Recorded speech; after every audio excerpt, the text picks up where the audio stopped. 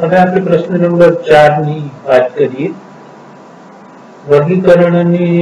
વર્ગીકરણ વિદ્યા વિશે સામાન્ય માહિતી જણાવો. આ આપણો પ્રશ્ન છે.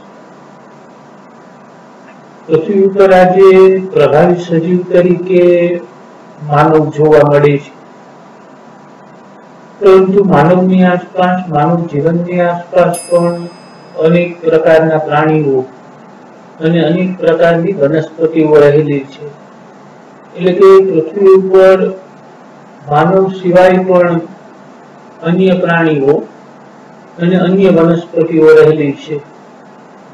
આજે માનવની આસપાસ રહેલ પ્રાણીઓ અને વનસ્પતિઓ છે, એની માનવ જીવન ઉપર અસર પડે છે. આપણી આસપાસ રહેલા પ્રાણીઓ, આપણી આસપાસ રહેલી વનસ્પતિઓ એ આપણા જીવન ઉપર સીધી રીતે કે આડકતરી રીતે અસર કરે છે. એટલે આપણે આપણી આસપાસ રહેલા પ્રાણીઓનો અને આપણી આસપાસ રહેલી વનસ્પતિઓનો અભ્યાસ કરવો જરૂરી છે. કેટલાક સજીવો છે એની માનવ જીવન ઉપર સારી અસર પડે છે, તો કેટલાક સજીવો છે એની માનવ જીવન ઉપર ખરાબ અસર પડે છે. એટલે આપણે આપણી આસપાસ રહેલા પ્રાણીઓ અને વનસ્પતિઓનો અભ્યાસ કરવો જરૂરી છે. પણ જ્યારે આપણે આ અભ્યાસની શરૂઆત કરીએ છીએ ત્યારે એમાં આપણને બે મુશ્કેલીઓ નડે છે. પહેલી મુશ્કેલી એ નડે છે કે વનસ્પતિઓ અને પ્રાણીઓની અંદર વિવિધતા રહેલી છે, જેને આપણે શરૂઆતમાં જૈવ વિવિધતા તરીકે ઓળખતા હતા, કે અનેક પ્રકારના પ્રાણીઓ છે, અનેક પ્રકારની વનસ્પતિઓ છે. અને બીજી મુશ્કેલી આપણને એ પડે છે કે આ વનસ્પતિઓ અને પ્રાણીઓ છે એની સંખ્યા ખૂબ જ મોટી છે. ખૂબ મોટી સંખ્યામાં વનસ્પતિઓ રહેલા છે, ખૂબ મોટી સંખ્યામાં પ્રાણીઓ છે એ પ્રાણીઓ રહેલા છે. એટલે આપણે આસપાસ રહેલા સજીવોનો આપણે બહુ સરળતાથી અભ્યાસ નથી કરી શકતા. આવા સંજોગોની અંદર જો વનસ્પતિઓ અને પ્રાણીઓ છે એની આપણે નાના મોટા જૂથમાં વહેંચણી કરી દઈએ અને પછી આપણે એનો અભ્યાસ કરીએ તો આપણને એના અભ્યાસની અંદર સરળતા રહે. કે આપણી આસપાસ મોટી સંખ્યામાં વનસ્પતિઓ અને પ્રાણીઓ છે એટલે આપણને એના અભ્યાસમાં મુશ્કેલી પડે છે. તો જો આ વનસ્પતિઓના નાના નાના જૂથ બનાવી દઈએ, આ પ્રાણીઓના નાના મોટા જૂથ આપણે બનાવી દઈએ અને પછી એનો અભ્યાસ કરીએ તો એ અભ્યાસની અંદર આપણને સરળતા રહે. એટલે સજીવોને નાના મોટા જૂથમાં વહેંચવાની જે પદ્ધતિ અસ્તિત્વમાં આવી અને સજીવોને નાના મોટા જૂથમાં વહેંચવાની જે વૈજ્ઞાનિક પદ્ધતિ છે એ વૈજ્ઞાનિક પદ્ધતિને વર્ગીકરણ તરીકે ઓળખવામાં આવે. વર્ગીકરણની વ્યાખ્યા આપણે આવી રીતે આપશું કે સજીવોને નાના મોટા જૂથમાં વહેંચવાની વૈજ્ઞાનિક પદ્ધતિને વર્ગીકરણ તરીકે ઓળખવામાં આવે. અને વર્ગીકરણના અભ્યાસને લગતા વિજ્ઞાનને વર્ગીકરણ વિદ્યા તરીકે ઓળખવામાં આવે. સજીવોને નાના મોટા જૂથમાં વહેંચવાની વૈજ્ઞાનિક પદ્ધતિને વર્ગીકરણ કહેવાય અને વર્ગીકરણના અભ્યાસને લગતી વિજ્ઞાનની જે શાખા છે એને વર્ગીકરણ વિદ્યા તરીકે ઓળખી શકાય. આ પદ્ધતિમાં સજીવને વર્ગીકૃત કરવા માટે સગવડતા ભરેલી કક્ષાઓ રહેલી હોય છે અને એનું સરળતાથી નિરીક્ષણ કરી શકાય એવા લક્ષણો ઉપર આધારિત હોય છે. એટલે સજીવોને જ્યારે આપણે નાના મોટા જૂથની અંદર વહેંચીએ છીએ ત્યારે સજીવોના લક્ષણને આપણે કેન્દ્રમાં રાખીએ. સજીવના લક્ષણને કેન્દ્રમાં રાખી અને એની નાના મોટા જૂથની અંદર આપણે વહેંચણી કરીએ છીએ. એટલે આપણે એક આધાર ઉભો કરીએ છીએ, આપણે એક કેન્દ્ર ઉભું કરીએ છીએ. એ આધારને અનુલક્ષીને, એ કેન્દ્રને અનુલક્ષીને આપણે નાના મોટા જૂથ છે એ બનાવીએ છીએ. દાખલા તરીકે માનો કે આપણો ક્લાસ છે, એમાં 60 કે 70 વિદ્યાર્થીઓ છે. હવે એની આપણે નાના મોટા એના આપણે જૂથ બનાવવા છે. આપણે નક્કી કરીએ કે આ 10 જૂથ છે એ આપણે બનાવવા છે. તો આપણે શું કરશું? કોઈ આધાર નક્કી કરશું કે માર્ક્સ ને અનુલક્ષીને આપણે જૂથ બનાવીએ, અથવા આઈક્યુ ને અનુલક્ષીને આપણે એના જૂથ બનાવીએ, અથવા વજનને અનુલક્ષીને આપણે એના જૂથ બનાવીએ, અથવા ઊંચાઈને અનુલક્ષીને આપણે એના જૂથ બનાવીએ.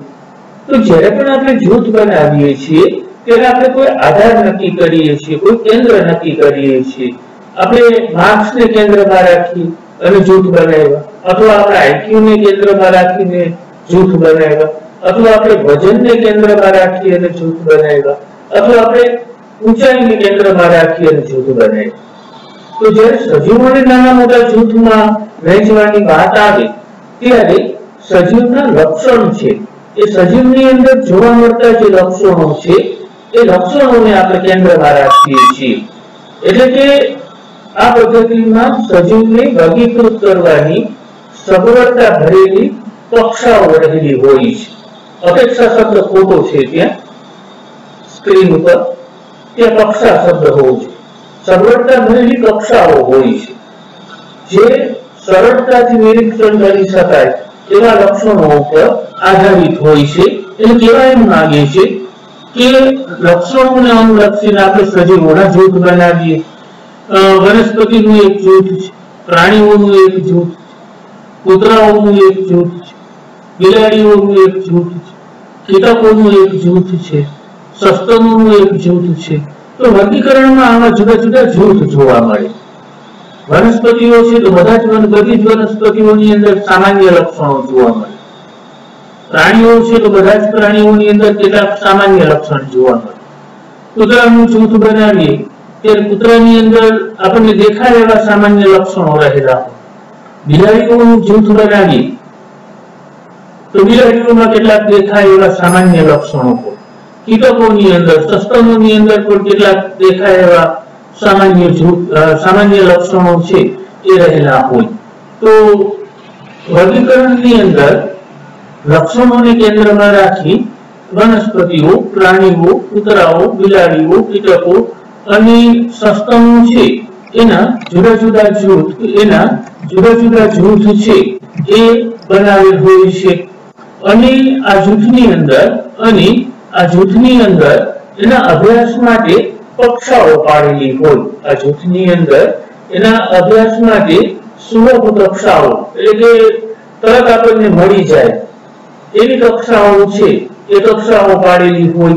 અને આ કક્ષા માટે વૈજ્ઞાનિક શબ્દ વર્ગક છે એ વર્ગકનો ઉપયોગ થાય છે. અહીંયા વર્ણક શબ્દ ભૂલથી છપાઈ ગયો છે. વર્ણક શબ્દ છે એ ખોટો છે. વર્ણક શબ્દ છે વર્ણક શબ્દ અહીંયા જે બતાવ્યો છે એ ખોટો છે. અહીંયા વર્ગક શબ્દ છે હોવો જોઈએ.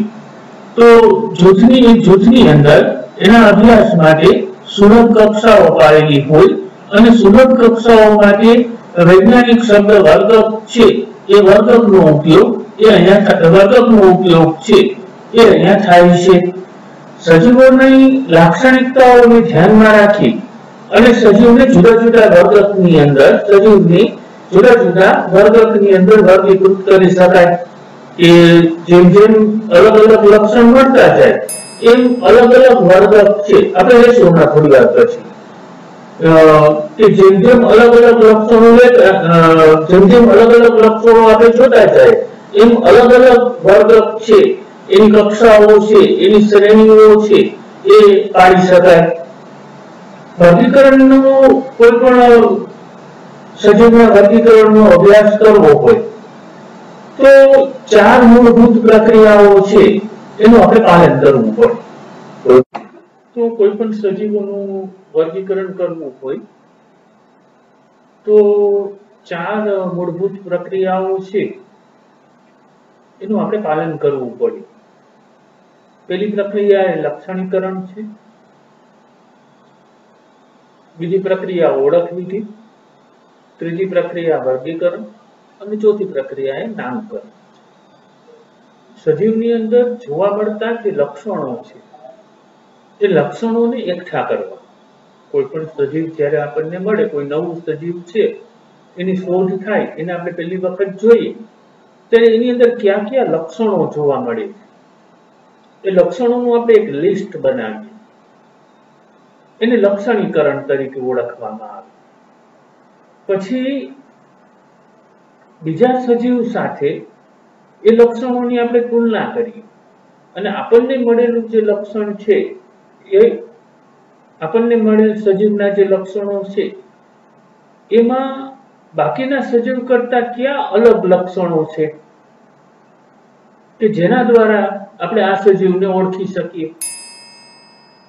પેલા આપણે લક્ષણીકરણ કર્યું, એટલે કે એની અંદર જોવા મળતા બધા જ લક્ષણોનું લિસ્ટ બનાવ્યું. પછી એ લક્ષણોની કમ્પેરિઝન બાકીના સજીવો સાથે આપણે કરીએ. એટલે કેટલાક લક્ષણો એવા હશે કે જે આ નવા શોધાયેલા સજીવમાં હશે અને બાકીના સજીવમાં નહીં હોય. એટલે કેટલાક ચોક્કસ લક્ષણ આપણને મળી જશે કે આટલા લક્ષણો આની અંદર વિશિષ્ટ પ્રકારના છે. એ વિશિષ્ટ પ્રકારના જે લક્ષણો આ સજીવની અંદર જોવા મળે એના ઉપરથી આપણે આ સજીવને હવે ઓળખી શકશું. એટલે એને ઓળખ વિધિ તરીકે ઓળખવામાં આવે. પછી આપણે એનું વર્ગીકરણ કરીએ. એટલે વર્ગીકરણના જુદા જુદા વર્ગો છે, વર્ગીકરણની જુદી જુદી જે કક્ષાઓ છે એ કક્ષાઓમાં એને ગોઠવીએ અને એનું નામકરણ છે એ આપણે એનું નામકરણ કરીએ. તો જ્યારે આ ચાર વસ્તુને આપણે પૂરી કરીએ ત્યારે એક સજીવનું વર્ગીકરણ છે એ પૂરું થાય.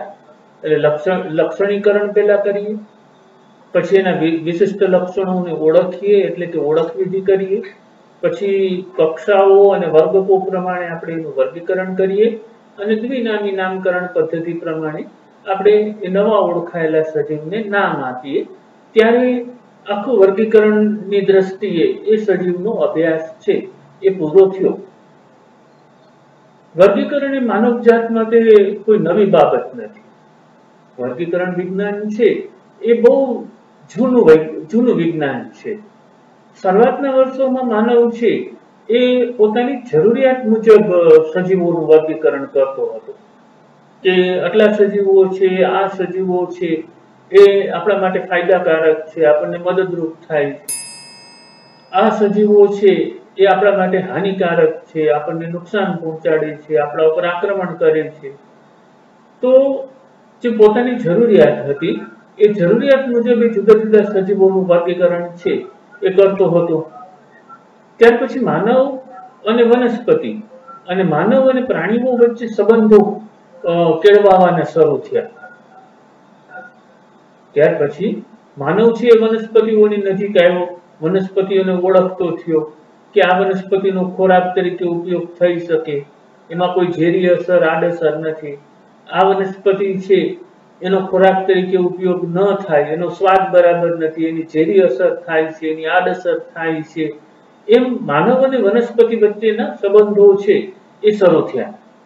ત્યાર પછી માનવ અને પ્રાણીઓ છે એ નજીક આવવા લાગ્યા.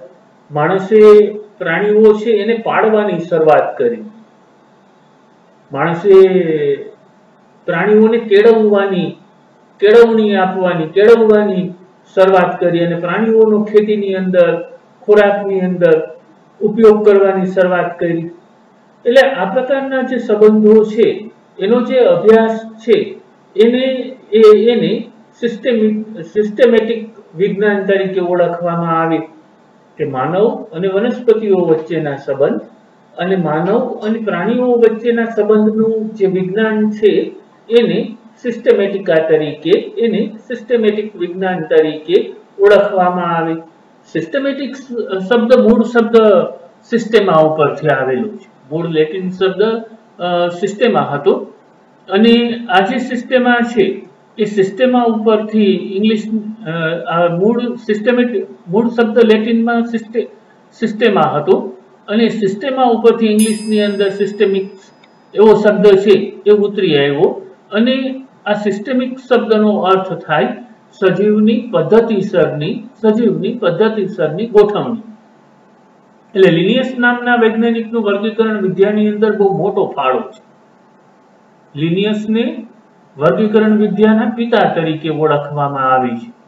અને લિનિયસે વર્ગીકરણ વિદ્યાનું જે પુસ્તક લખ્યું એ પુસ્તકને એને શીર્ષક આપ્યું સિસ્ટેમા નેચરાલા, કે એમાં સિસ્ટેમા શબ્દ છે એનો એને ઉલ્લેખ કર્યો અને પુસ્તકનું શીર્ષક આપ્યું એને સિસ્ટેમા નેચરેલા, એટલે કે સજીવોની પદ્ધતિસરની ગોઠવણી. અને આધુનિક કેટલીક વર્ગીકરણ પદ્ધતિઓ પણ આજે અસ્તિત્વમાં આવી છે.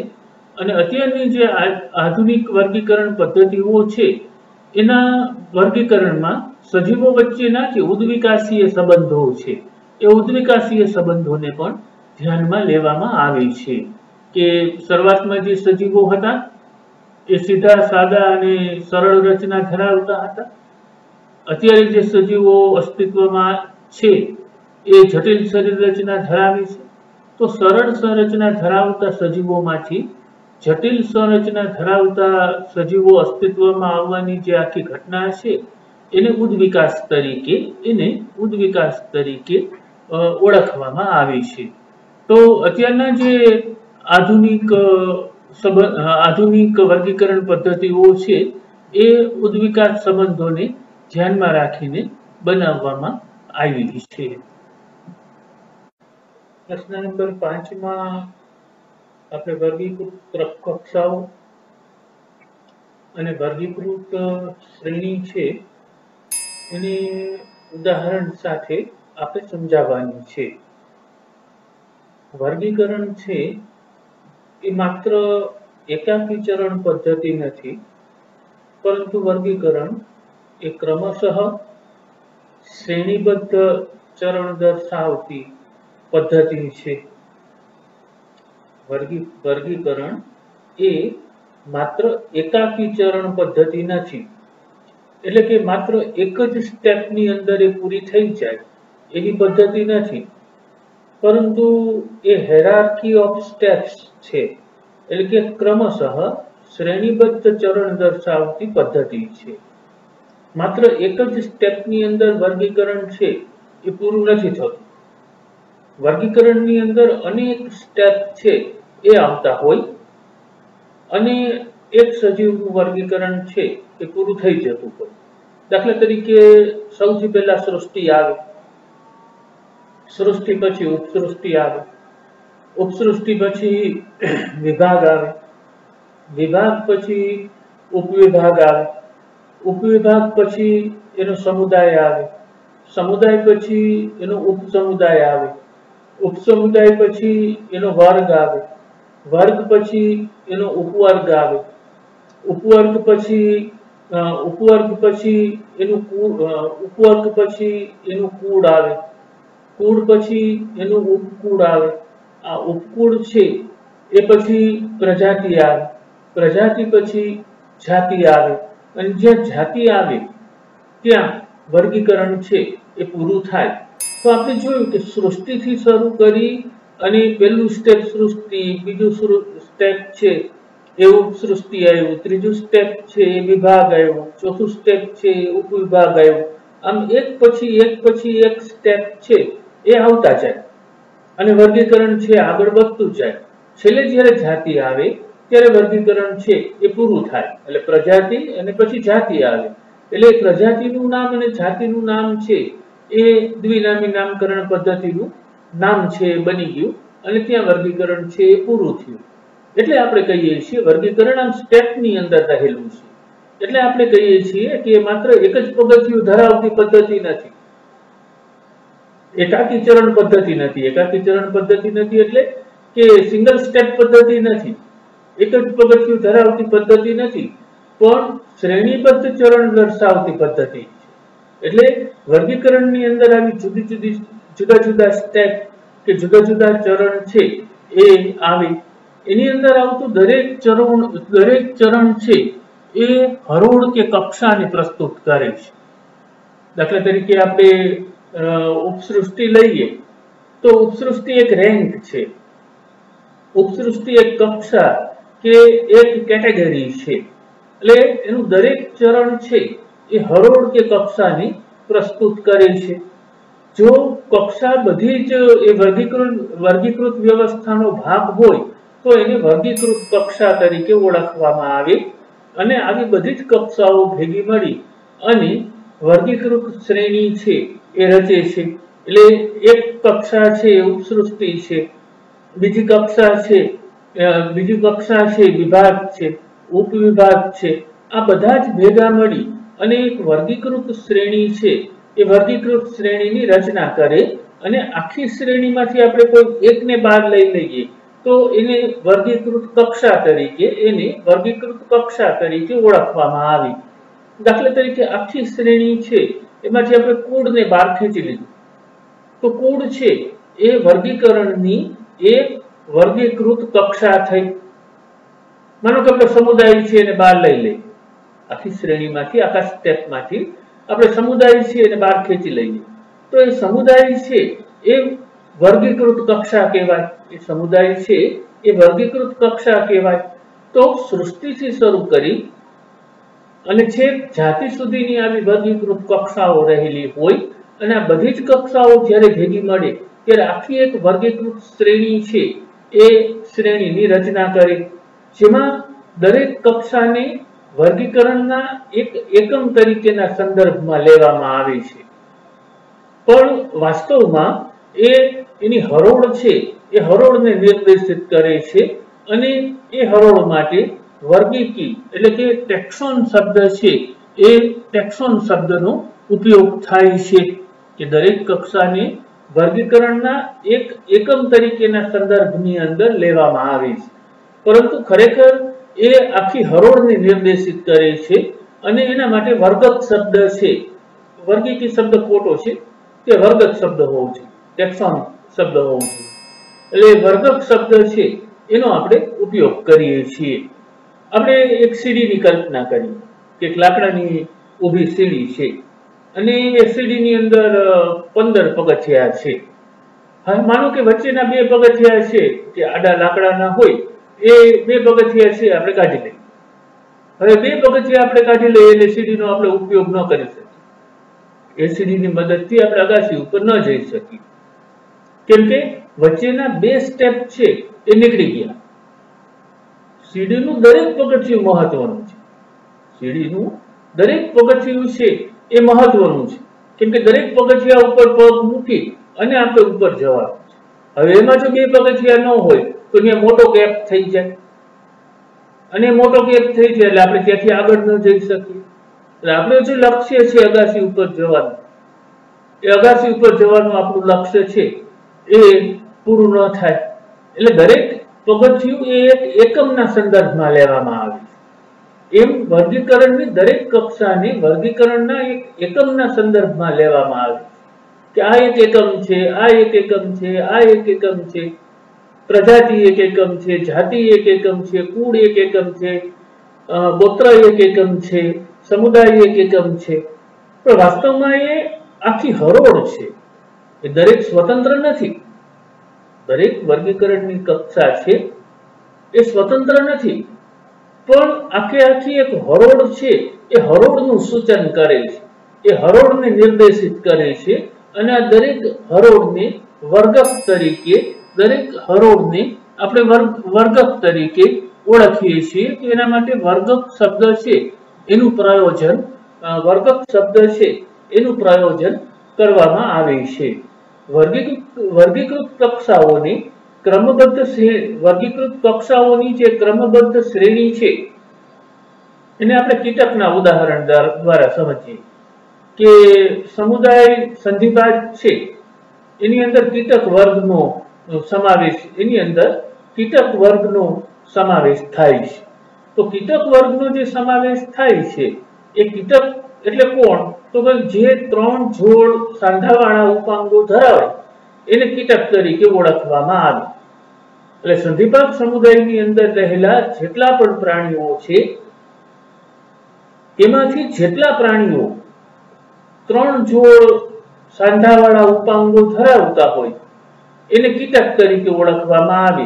એટલે એનું એક અલગ કક્ષા છે એ આપણે સંધિપાત સમુદાયની અંદર આપી. સંધિપાત સમુદાયને 3 વર્ગની અંદર વહેંચવામાં આવે અને એમાંનો એક વર્ગ છે એ કીટક વર્ગ છે. પણ સંધિપાત સમુદાયની અંદર એટલા બધા પ્રાણીઓ છે કે એમાંથી કોને કીટક વર્ગમાં લેવા?